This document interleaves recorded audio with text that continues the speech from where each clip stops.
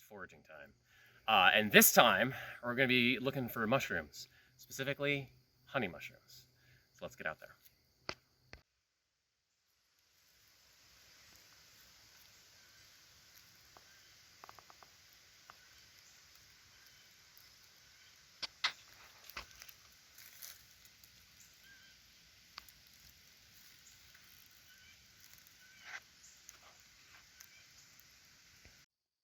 So we found a batch here.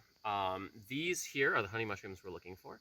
And this is maybe just a little bit early from where we want to collect them. You can even collect them late too, but it's best to collect them when they get kind of tight and clustered like this and before the caps open up flat. You can eat them after the caps open up flat, but the stem tends to get a little bit tough at that point and it starts to fill up with like little critters that like to eat it. So you might break open the stem and there's little dark areas in there with little grubs or insects that are in there eating them. So you can even see these, this looks like slug kind of eating on these so far. But they come up along, generally, I see them on hardwoods. Now this looks like this is a yellow birch, or was a yellow birch at some point in time here. So this is a little bit more of a softwood, but you will see that they don't tend to, I have not seen them in this area, which is kind of the Connecticut region here. I haven't seen them pop up along evergreens much. They'll pop up near evergreens if there's another wood that they can kind of grow off of. You might find them in orchards a little bit.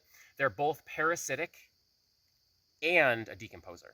So they can sap some of the juices off of the roots of living trees, or you might see them in this case here, where they are growing along something that's dead and just using up the nutrients that was in that wood there. If you do find them popping up on trees that tend to look like they're alive, it probably doesn't bode well for the life of that tree. That tree's probably going to pass at some point soon.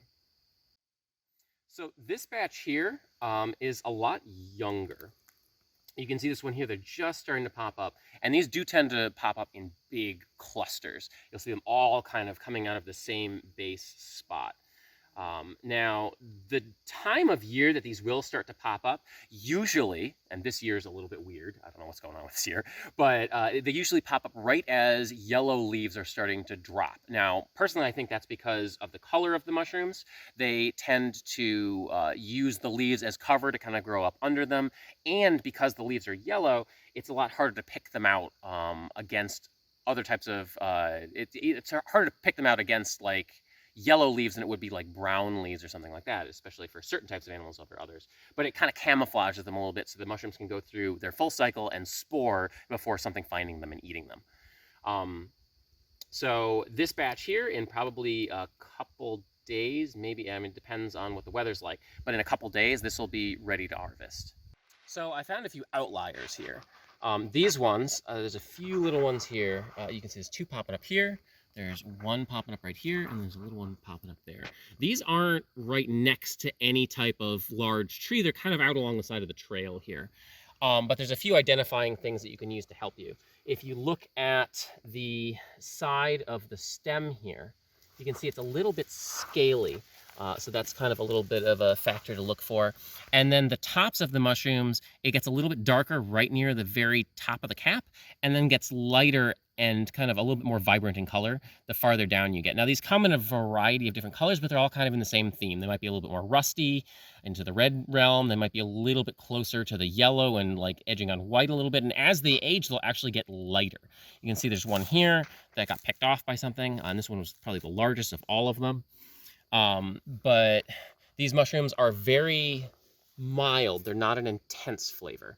And they hold their shape really well, so their texture is very nice if you add them in food. But because they're very mild and they're kind of a little bit of a sweet flavor to them, a lot of other animals will pick them off as soon as they're visible, and that's probably one of the reasons why it's important to have like yellow leaves around them, because it can kind of disguise where they are. And a little bit harder for other animals to spot them so they can spore before they get found out.